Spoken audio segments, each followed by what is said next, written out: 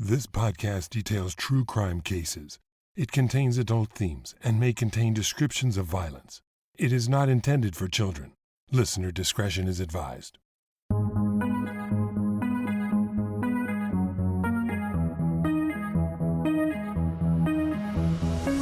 Thank you for joining me for today's episode of Once Upon a Crime. Falling in love is one of the most exciting and life-affirming things a person can experience. But love is often complicated. Unrequited love is a pain like no other, as is lost love. I guess what I'm saying is that love comes with intense highs as well as devastating lows. In this month's series, I'll be covering cases where one or more people fall in love, but find themselves involved in a love triangle and in competition for their person's love and attention. In this episode, two people in committed relationships become infatuated with one another. When one of their spouses is murdered, investigators quickly zero in on the star-crossed lovers. However, they will find it challenging to prove who killed Marlene Warren due to the baffling description of the attacker. This is the first episode in the series Love Triangles, the case of the killer clown.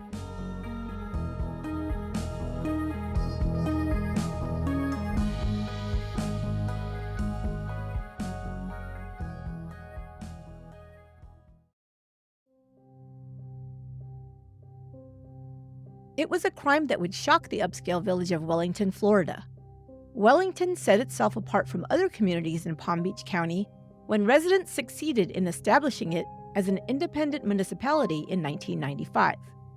Known as the winter equestrian capital of the world, Wellington is home to many notable people, including actors Glenn Close and Tommy Lee Jones, broadcaster Joan London, and recording artists Madonna and Vanilla Ice. But on Saturday morning, May 26, 1990, the peace and safety Wellington residents found behind the doors of their palatial homes, on the country club greens, and in the equestrian fields was shattered when a shot rang out in the Aero Park neighborhood.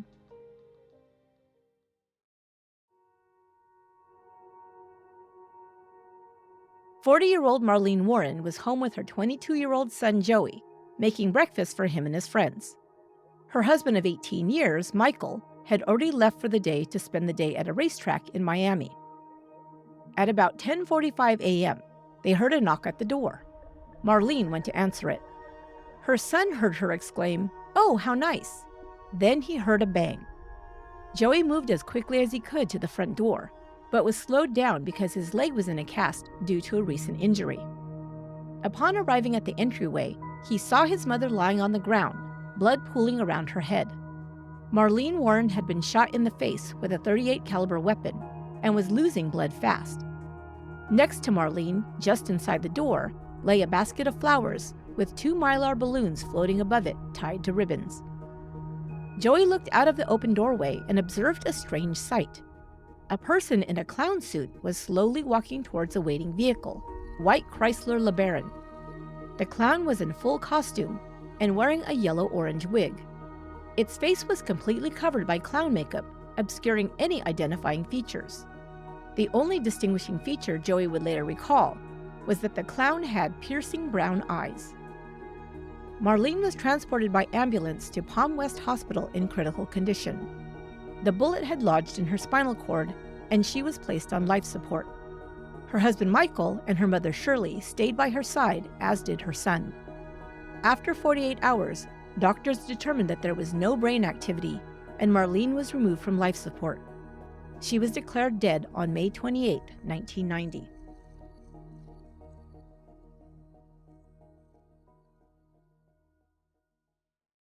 Marlene Warren was born Marlene Mae McKinnon on April 15, 1950, in Macomb County, Michigan. Her mother Shirley and stepfather Bill Twing described her as friendly, loving, and kind, someone who would do anything for anybody. She grew up on her family's farm with her 2 sisters. She loved to bake as well as to paint. In a chilling and ironic twist to this story, Marlene's favorite subject to paint was clowns. Her mother said the whole family loved clowns. They even had a room in their home dedicated to clowns. Clown figurines lined the shelves, clowns were stitched onto throw pillows, and paintings of clowns hung on the walls. After her daughter's death, Shirley gave a television interview to Court TV, where she proudly displayed some of her daughter's clown-themed artwork. Marlene became a teenage mother, giving birth to her first son, John Aarons Jr., when she was just 15. She and the boy's father married, and they had a second child, another boy, Joseph, whom they called Joey. But tragedy struck the young family when her husband John was killed in an automobile accident shortly after Joey was born. Still a teen bride, Marlene was left alone to raise a toddler and a newborn. Naturally, this was a struggle, but Marlene and her family were close, and she, John Jr., and Joey were provided with love and support from her mother, sisters, and later her stepfather, Bill. When Marlene was in her early 20s, she met Michael Warren. Although Michael was younger than Marlene by 3 years, he and Marlene were instantly attracted to each other, and Michael fell for the young widow. They married in 1972, when Marlene was 22 and Michael was 19. Michael Warren gained an instant family and seemed to relish his new role as a husband and a father. Marlene was very much in love and couldn't wait to build a future with her new husband. Marlene had always been a hard worker who dreamed of providing her children with a lovely home and a wonderful life. Michael now joined her in these ambitions, and they decided to move from Michigan's cold climate to the warm, balmy breezes of South Florida. In Florida, Michael worked as a meat inspector in Palm Beach County to pay the bills. In the late 1970s and early 1980s, the area was experiencing rapid growth, but property was still affordable. Seeing this as a great financial opportunity, Michael and Marlene began investing in rental properties, which they leased out to new residents flocking to the area. By the late 1980s, the Warrens were successful self-made entrepreneurs. They owned nearly 20 rental properties. By this time, Michael had left his job as a meat inspector and launched a separate business renting and selling used cars. They named the business Bargain Motors. The business model was providing cheap transportation to people on a budget, including affordable used cars and rent-a-wreck automobile rentals. Michael ran the operation at the car lot, while Marlene and the boys managed their rental properties. But in 1988, tragedy once again struck Marlene's life.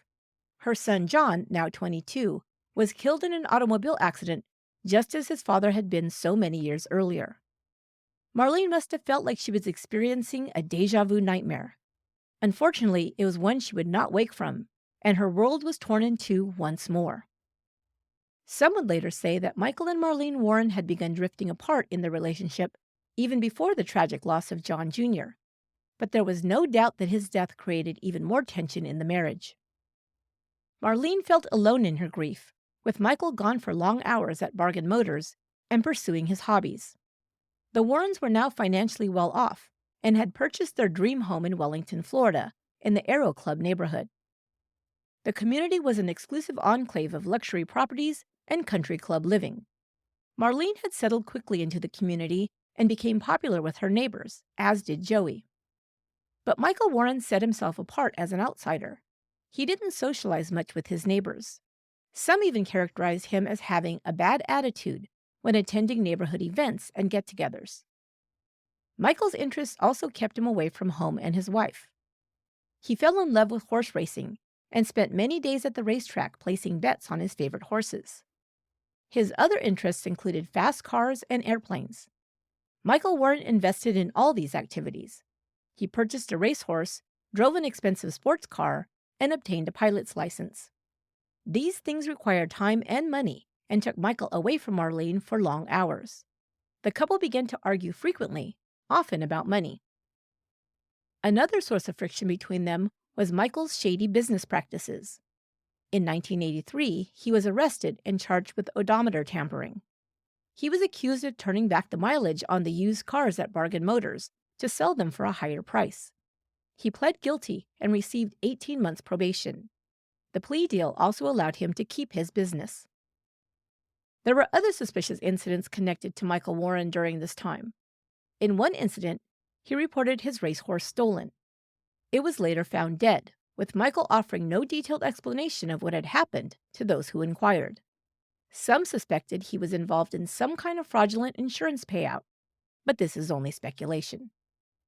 However, suspicions about Michael Warren were renewed when the private plane he purchased disappeared. It was recovered, but it was badly damaged, and he received yet another insurance payout. But the most significant change in the relationship between Michael and Marlene, and Michael Warren's lifestyle, occurred after he began doing business with another couple, Sheila and Richard Keen.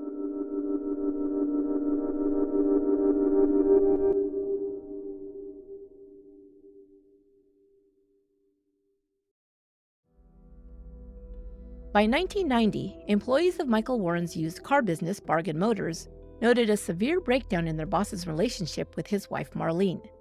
The couple was overheard arguing, mostly about money. A witness later told investigators that Marlene arrived at the car lot one day and was overheard yelling at her husband.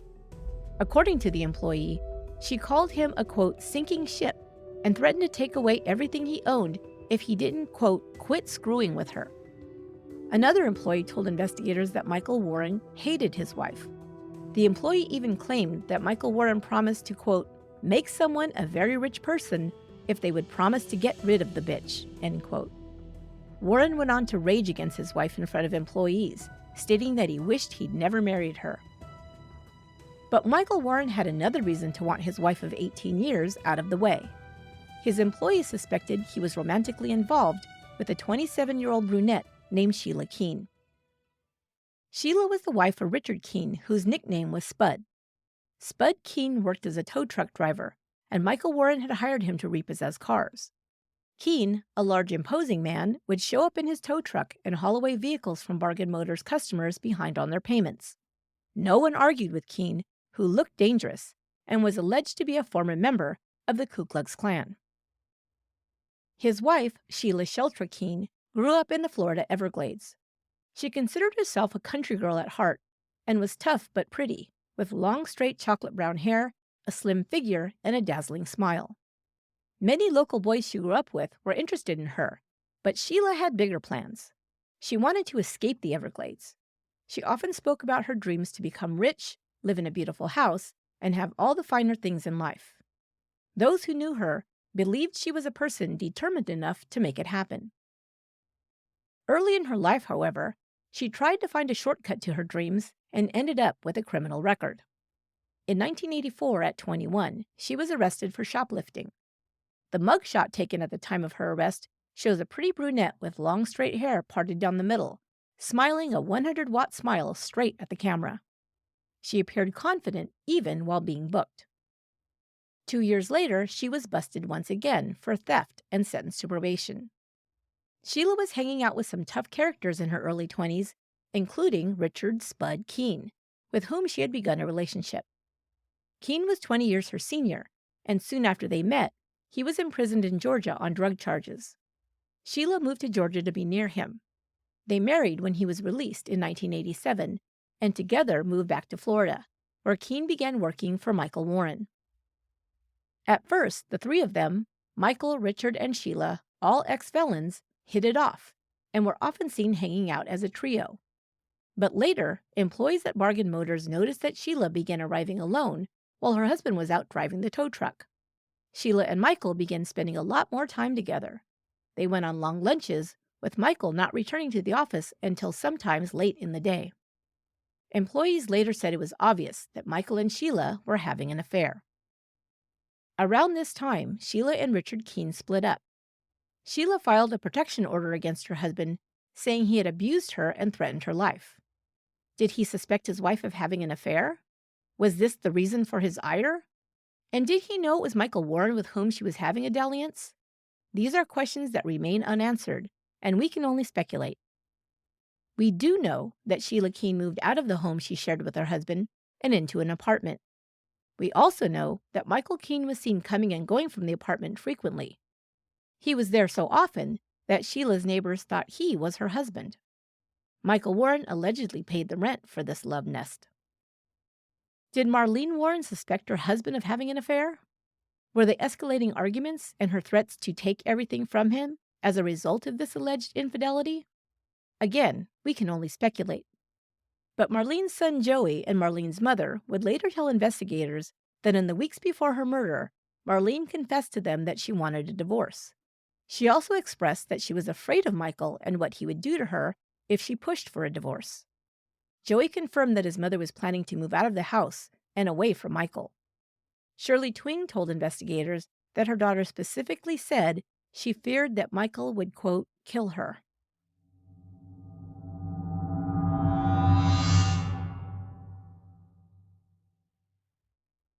Marlene Warren was shot and killed on her doorstep in May of 1990 by someone dressed as a clown. Even with this bizarre detail, investigators began looking at the most likely suspect, her husband, Michael Warren. Within hours of the shooting, police received an anonymous phone call telling them to investigate Michael Warren as a suspect. They soon heard rumors of his affair with Sheila Keen. Both Michael and Sheila not only denied having involvement in Marlene's murder, but also denied they were anything more than friends. Investigators saw a clear-cut motivation for Michael's possible involvement. Not only did they strongly suspect him of cheating on his wife, but they also saw an obvious financial benefit if she were dead. Michael Warren would lose at least half of the marital assets if they divorced, but would now retain 100% of everything they owned. On top of that, he was entitled to receive a significant payout from Marlene's life insurance policy. But there was one problem for this theory by investigators. Michael had a rock-solid alibi for the time Marlene was shot. He had been at the racetrack in Miami that morning. Nor did they find any evidence that he'd paid a hitman to kill his wife. The next most likely suspect, then, was Michael's girlfriend, Sheila Keen. Homicide detectives made special note of the fact that Marlene was shot not in the chest, but point blank in the face. In their experience, this pointed to the attack being personal. In their opinion, the person most likely to have a personal grudge against Marlene Warren was the person in love with her husband. But once again, they ran into a problem. Joey had described the shooter/clown as a male, possibly about 6 feet tall. However, Joey admitted he couldn't be sure of the shooter's gender because the facial features had been obscured by white clown makeup and a yellow wig. He could only say that the shooter walked more like a man than a woman, so this was why he described the shooter as a man. As a result, investigators only had a vague description of the shooter, a taller person with brown eyes. But they had a good description of the getaway car and the clown costume. And they had the basket of flowers and the balloons left on the doorstep. They began with these clues. First, they sought to track down where the clown costume had originated. Soon, they found a costume store whose employees recalled someone coming in 2 days before the shooting in urgent need of a clown costume. The person insisted on purchasing the costume that day, even though the employees told them that the shop was closing and they would have to return the next day. The customer was so insistent that they finally agreed to pull together the urgently needed items: a ruby clown suit, yellow-orange afro-style clown wig, Bob Kelly brand face paint, and a sponge nose. The total came out to about $80, and the person paid in cash. The customer was described as female, about 5'8" in height, with long brown hair and brown eyes. The woman had been dressed in jeans and a men's work shirt, they recalled. One of the employees, Deborah Offord, picked Sheila Keen out of a photo lineup as the woman who'd purchased the costume from the Spotlight costume shop, 2 days before Marlene Warren was gunned down in her doorway.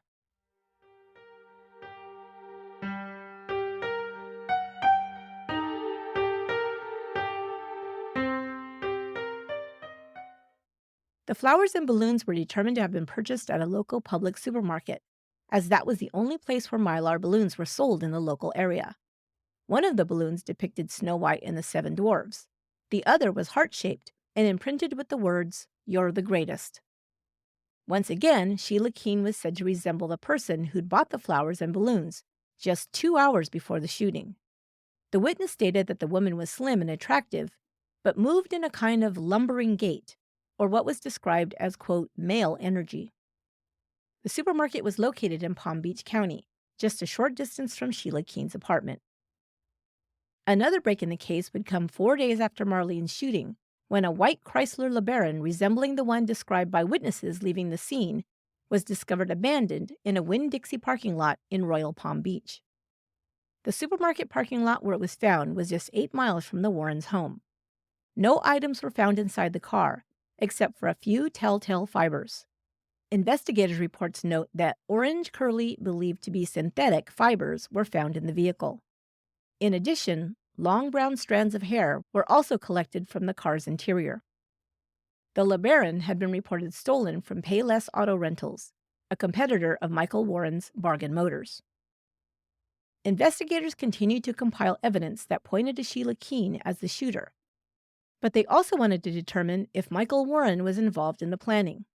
Their theory still posited that Marlene Warren's murder had resulted from a deadly love triangle.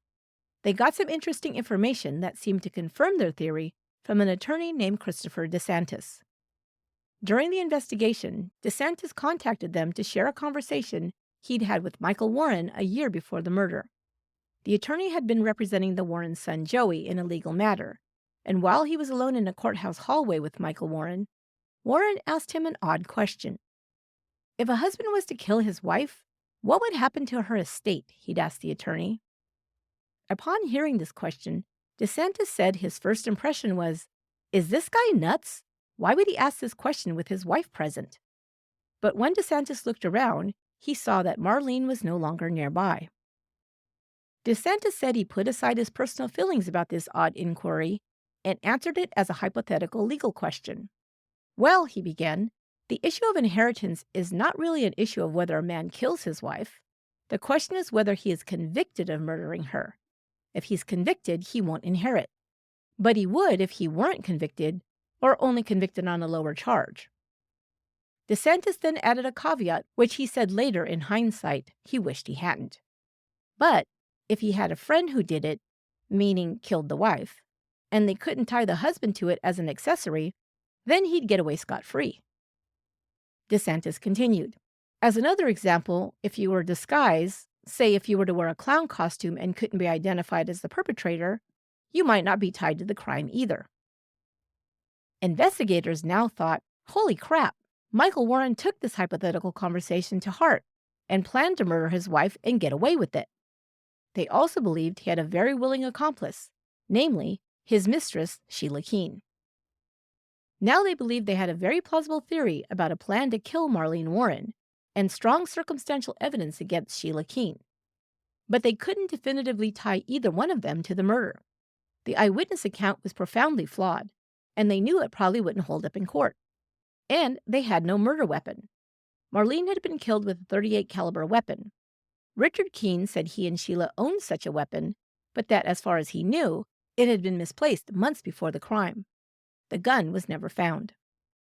Detectives doubled down on their investigation of Michael Warren, who still claimed he and Sheila Keen had never had a romantic relationship. They caught a break a year later when he was spotted at a resort in the Bahamas with Sheila Keen. Without enough evidence to tie Warren to the murder, they looked into his business after reviewing his previous criminal record of shady dealings. They found several violations. Along with 2 of his employees, Warren was charged with grand theft, dealing in stolen property, falsifying insurance claims, and running a chop shop out of Bargain Motors. In all, he faced 20 racketeering charges. Warren was tried and sentenced to 9 years behind bars. Sheila Keen continued communicating with him, but remained legally married to Richard Keen. Warren was released from prison in 1999. Sheila divorced her husband the following year. In 2002, Michael Warren and Sheila Keen were married in Las Vegas.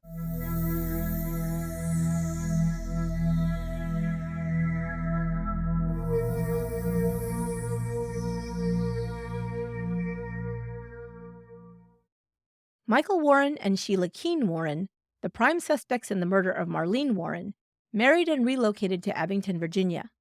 Sheila now began going by the name Debbie Warren. She dyed her hair blonde, and she gained a few pounds. She no longer so closely resembled the woman suspected of being the killer clown. The Warrens went unrecognized by the people in their new community, who described the couple as extremely close and very much in love. They were said to be a nice middle-aged couple who were happy and financially well off. As predicted by the attorney he'd spoken with, Michael Warren, unable to be tied to his wife's killing, inherited their entire estate. He and his new bride purchased a lake home for $600,000, a boat, and new cars. They also purchased a business just over the state line in Kingsport, Tennessee, a drive-through restaurant called the Purple Cow. Michael and Debbie Warren were well liked in their community, and attended holiday gatherings, charity events, and parties with their new friends and neighbors.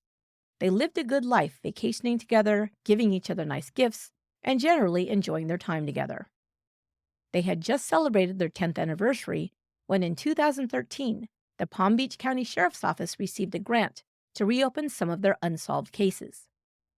Marlene Warren's murder had stuck with investigators as one that should have been solved and her murderer put away. They just needed the physical evidence that would stand up in court.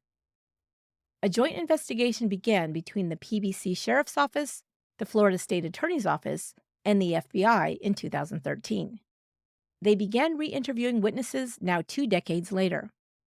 DNA tests could now be run to analyze the physical evidence in Marlene Warren's murder, namely the fibers and hairs collected from the stolen LeBaron.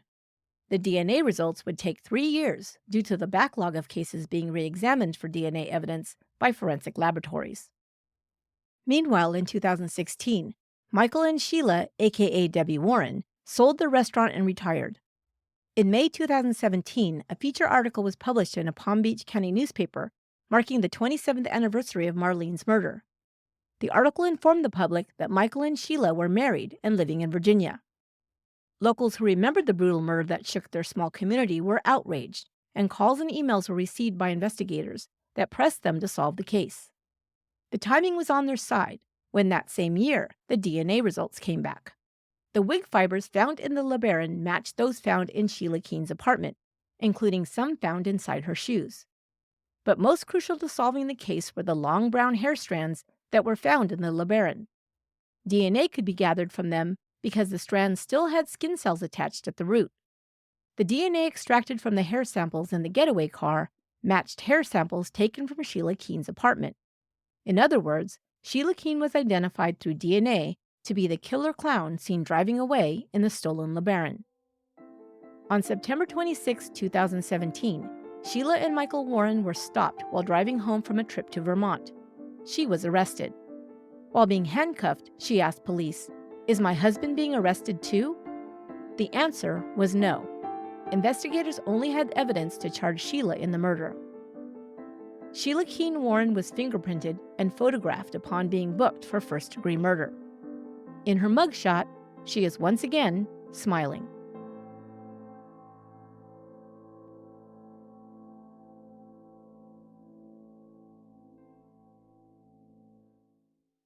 Sheila Keen's trial was postponed due to the COVID pandemic.